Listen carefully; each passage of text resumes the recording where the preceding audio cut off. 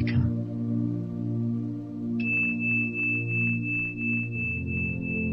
What exactly do you mean by watching the thinker? When someone goes to the doctor and says, "I hear a voice in my head," he or she will most likely be sent to a psychiatrist. The fact is that, in a very similar way, virtually everyone hears a voice or several voices in their head all the time. The involuntary thought processes that you don't realize you have the power to stop. Continuous monologues or dialogues. You've probably come across mad people in the street, incessantly talking or muttering to themselves. Well, that's not much different from what you and all other normal people do, except that you don't do it out loud. The voice comments, speculates, judges, compares, complains, likes, dislikes, and so on. The voice isn't necessarily relevant to the situation you find yourself in at the time. It may be reviving the recent or distant past, or rehearsing or imagining possible future situations. Here it often imagines things going wrong and negative outcomes. This is called worry. Sometimes this soundtrack is accompanied by visual images or mental movies. Even if the voice is relevant to the situation at hand, it will interpret it in terms of the past. This is because the voice belongs to your conditioned mind, which is the result of all your past history as well as of the collective cultural mindset you inherited. So you see and judge the present through the eyes of the past and get a totally distorted view of it. It is not uncommon for the voice to be a person's own worst enemy. Many people live with a tormentor in their head that continuously attacks and punishes them and drains them of vital energy. It is the cause of untold misery and unhappiness, as well as of disease. The good news is that you can free yourself from your mind. This is the only true liberation. You can take the first step right now. Start listening to the voice in your head as often as you can. Pay particular attention to any repetitive thought patterns. Those old gramophone records that have been playing in your head perhaps for many years. This is what I mean by watching the thinker, which is another way of saying, listen to the voice in your head, be there as the witnessing presence. When you listen to that voice, listen to it impartially. That is to say, do not judge. Do not judge or condemn what you hear, for doing so would mean that the same voice has come in again through the back door. You will soon realize, there's the voice, and here I am listening to it, watching it. This I am realization, this sense of your own presence, is not a thought. It arises from beyond the mind.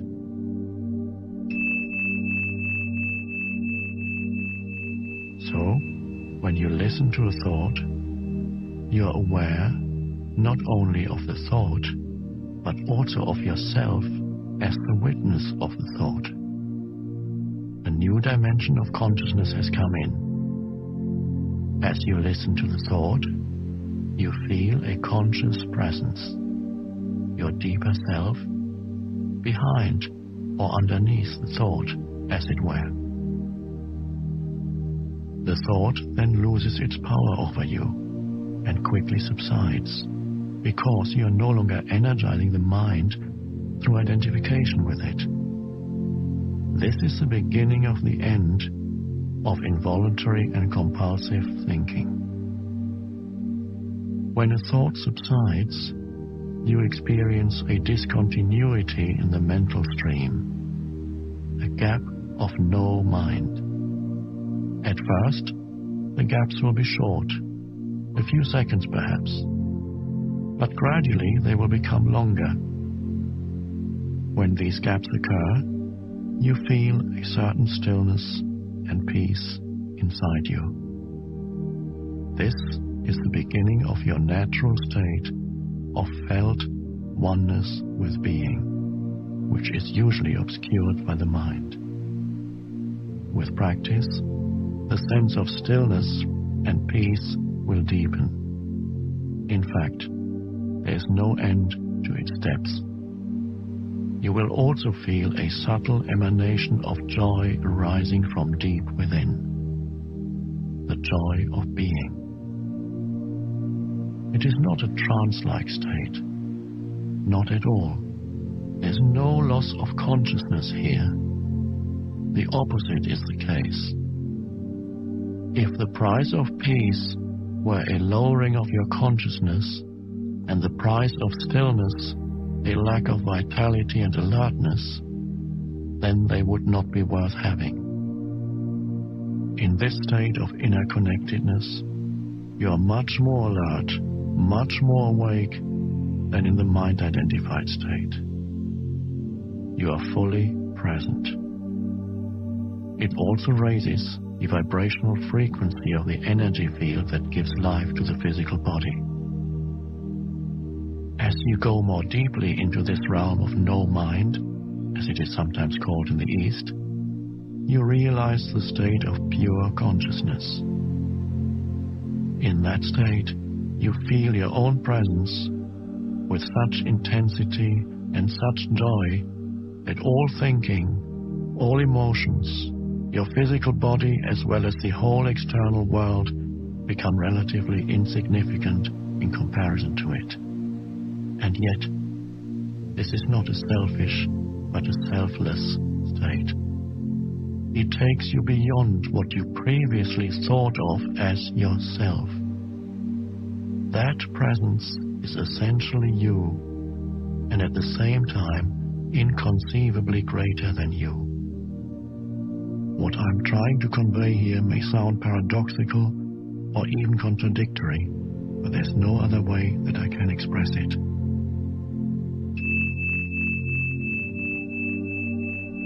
Instead of watching the thinker, you can also create a gap in the mind stream simply by directing the focus of your attention into the now. Just become intensely conscious of the present moment. This is a deeply satisfying thing to do. In this way, you draw consciousness away from mind activity and create a gap of no mind in which you are highly alert and aware, but not thinking. This is the essence of meditation.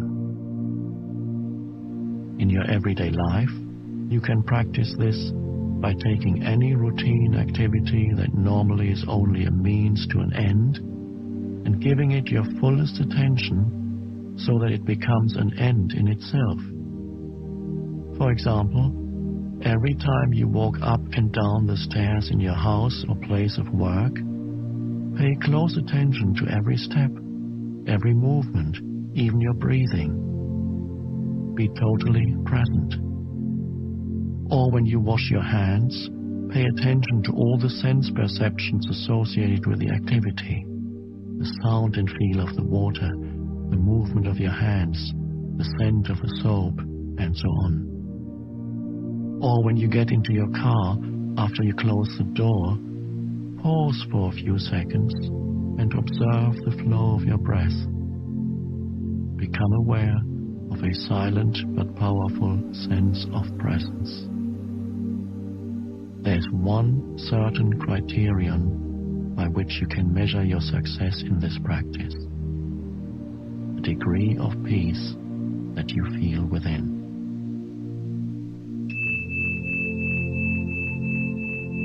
So the single most vital step on your journey towards enlightenment is this: learn to disidentify from your mind. Every time you create a gap in the stream of mind, the light of your consciousness grows stronger. One day, you may catch yourself smiling at the voice in your head, as you would smile at the antics of a child. This means that you no longer take the content of your mind all that seriously, as your sense of self does not depend on it. Isn't thinking essential in order to survive in this world? Your mind is an instrument, a tool. It is there to be used for a specific task, and when the task is completed, you lay it down. As it is, I would say about 80 to 90% of most people's thinking is not only repetitive and useless, but because of its dysfunctional and often negative nature, much of it is also harmful. Observe your mind and you will find this to be true. It causes a serious leakage of vital energy. This kind of compulsive thinking is actually an addiction. What characterizes an addiction? Quite simply this: you no longer feel that you have the choice to stop. It seems stronger than you. It also gives you a false sense of pleasure that invariably turns into pain. Why should we be addicted to thinking? Because you identified with it, which means that you derive your sense of self from the content and activity of your mind. Because you believe that you would cease to be if you stopped thinking. As you grow up, you form a mental image of who you are, based on your personal and cultural conditioning. We may call this phantom self the ego. It consists of mind activity and can only be kept going through constant thinking. The term ego means different things to different people, but when I use it here, it means a false self created by unconscious identification with the mind. To the ego, the present moment hardly exists. Only past and future are considered important. This total reversal of the truth accounts for the fact that in the ego mode the mind is so dysfunctional. It is always concerned with keeping the past alive, because without it, who are you? It constantly projects itself into the future to ensure its continued survival and to seek some kind of release or fulfillment there. It says, one day, when this, that, or the other happens, I'm going to be okay, happy, at peace. Even when the ego seems to be concerned with the present, it is not the present that it sees. It misperceives it completely because it looks at it through the eyes of the past. Or it reduces the present to a means to an end that always lies in the mind-projected future. Observe your mind, and you will see that this is how it works. The present moment holds the key to liberation, but you cannot find the present moment as long as you are your mind. I don't want to lose my ability to analyze and discriminate. I wouldn't mind learning to think more clearly in a more focused way, but I don't want to lose my mind. The gift of thought is the most precious thing we have. Without it, we would be just another species of animal. The predominance of mind is no more than a stage in the evolution of consciousness. We need to go on to the next stage now as a matter of urgency. Otherwise, we will be destroyed by the mind, which has grown into a monster. I will talk about this in more detail later. Thinking and consciousness are not synonymous. Thinking is only a small aspect of consciousness. Thought cannot exist without consciousness, but consciousness does not need thought.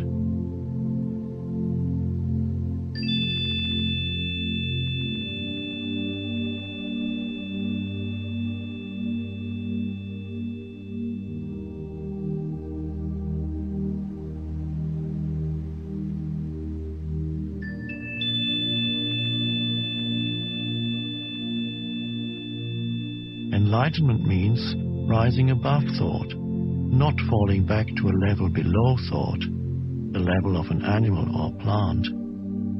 In the enlightened state, you still use your thinking mind when needed, but in a much more focused and effective way than before. You use it mostly for practical purposes, but you're free of the involuntary internal dialogue, and there's inner stillness. When you do use your mind, and particularly when a creative solution is needed, you oscillate every few minutes or so between thought and stillness, between mind and no mind. No mind is consciousness without thought. Only in that way is it possible to think creatively, because only in that way does thought have any real power. Thought alone, when it is no longer connected with the much vaster realm of consciousness, quickly becomes barren, insane, destructive. The mind is essentially a survival machine. Attack and defense against other minds, gathering, storing and analyzing information. This is what it is good at, but it is not at all creative. All true artists, whether they know it or not, create from a place of no mind, from inner stillness. The mind then gives form to the creative impulse or insight. Even the great scientists have reported that their creative breakthroughs came at a time of mental quietude. The surprising result of a nationwide inquiry among America's most eminent mathematicians, including Einstein, to find out their working methods, was that thinking plays only a subordinate part in the brief, decisive phase of the creative act itself.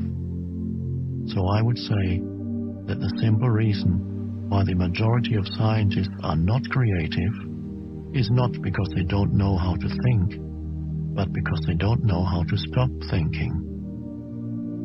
It wasn't through the mind, through thinking, that the miracle that is life on earth or your body were created and are being sustained. There is clearly an intelligence at work that is far greater than the mind. How can a single human cell measuring 1/1000th of an inch across contain instructions within its DNA that would fill 1,000 books of 600 pages each? The more we learn about the workings of the body, the more we realize just how vast is the intelligence at work within it and how little we know. When the mind reconnects with that, it becomes the most wonderful tool. It then serves something greater than itself. What about emotions? I get caught up in my emotions more than I do in my mind. Mind, in the way I use the word, is not just thought. It includes your emotions as well as all unconscious mental emotional reactive patterns. Emotion arises at the place where mind and body meet. It is the body's reaction to your mind, or you might say, a reflection of your mind in the body.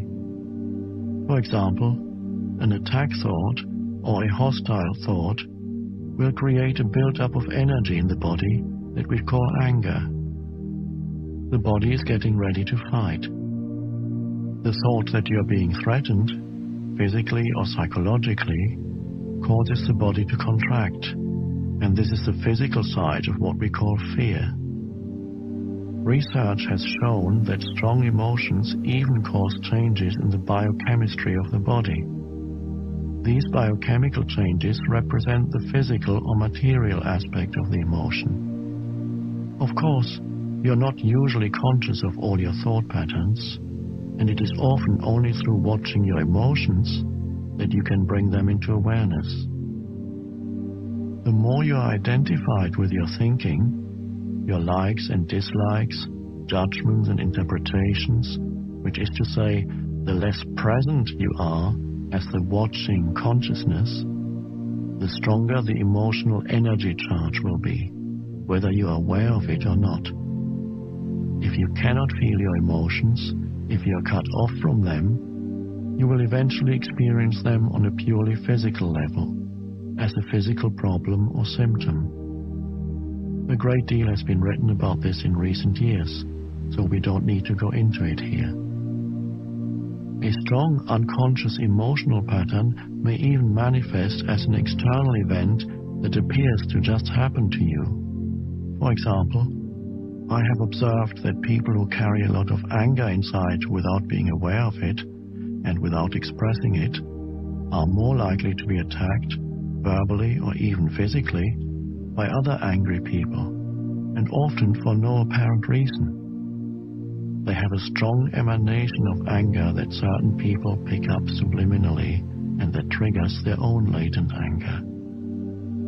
If you have difficulty feeling your emotions, start by focusing attention on the inner energy field of your body. Feel the body from within. This will also put you in touch with your emotions. We will explore this in more detail later.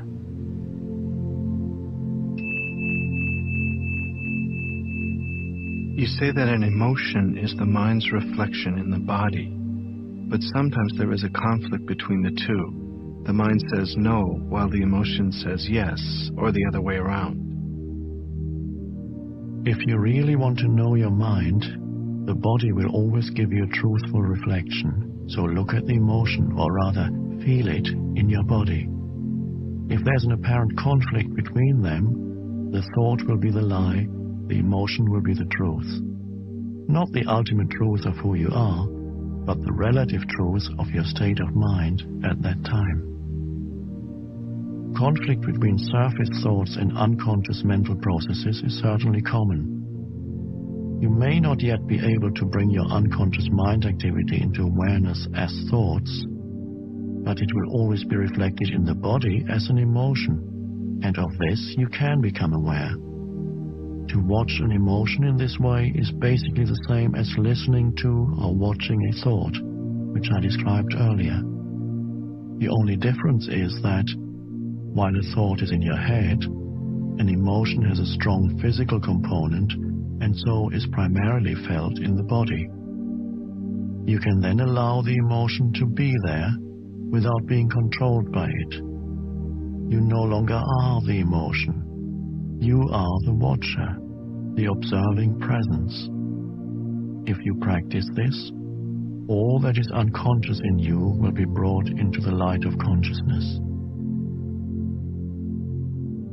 So observing our emotions is as important as observing our thoughts?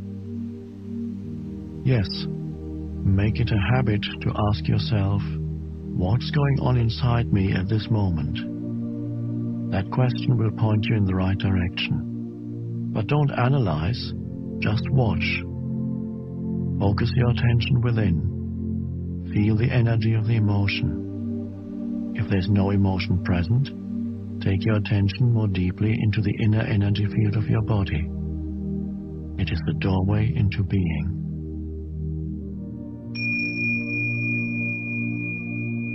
An emotion usually represents an amplified and energized thought pattern, and because of its often overpowering energetic charge, it is not easy initially to stay present enough to be able to watch it. It wants to take you over, and it usually succeeds, unless there's enough presence in you. If you are pulled into unconscious identification with the emotion through lack of presence, which is normal, the emotion temporarily becomes you. Often a vicious circle builds up between your thinking and the emotion. They feed each other. The thought pattern creates a magnified reflection of itself in the form of an emotion, and the vibrational frequency of the emotion keeps feeding the original thought pattern. By dwelling mentally on the situation, event, or person that is the perceived cause of the emotion, the thought feeds energy to the emotion, which in turn energizes the thought pattern, and so on. Basically, all emotions are modifications of one primordial, undifferentiated emotion that has its origin in the loss of awareness of who you are beyond name and form. Because of its undifferentiated nature, it is hard to find a name that precisely describes this emotion. Fear comes close, but apart from a continuous sense of threat, it also includes a deep sense of abandonment and incompleteness. It may be best to use a term that is as undifferentiated as that basic emotion, and simply call it pain. One of the main tasks of the mind is to fight or remove that emotional pain, which is one of the reasons for its incessant activity. But all it can ever achieve is to cover it up temporarily. In fact, the harder the mind struggles to get rid of the pain, the greater the pain. The mind can never find the solution, nor can it afford to allow you to find the solution, because it is itself an intrinsic part of the problem. Imagine a chief of police trying to find an arsonist when the arsonist is the chief of police. You will not be free of that pain until you cease to derive your sense of self from identification with the mind, which is to say, from ego. The mind is then toppled from its place of power, and being reveals itself as your true nature. Yes, I know what you're going to ask. I was going to ask, what about positive emotions such as love and joy? They are inseparable from your natural state of inner connectedness with being. Glimpses of love and joy or brief moments of deep peace are possible whenever a gap occurs in the stream of thought.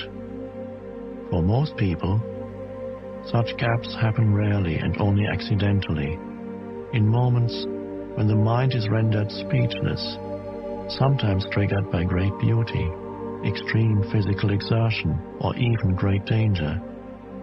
Suddenly, there's inner stillness. And within that stillness, there's a subtle but intense joy.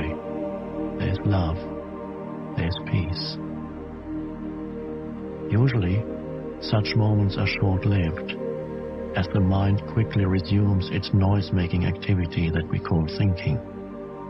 Love, joy, and peace cannot flourish until you have freed yourself from mind dominance.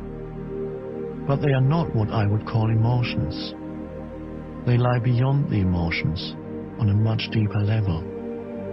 So you need to become fully conscious of your emotions and be able to feel them before you can feel that which lies beyond them.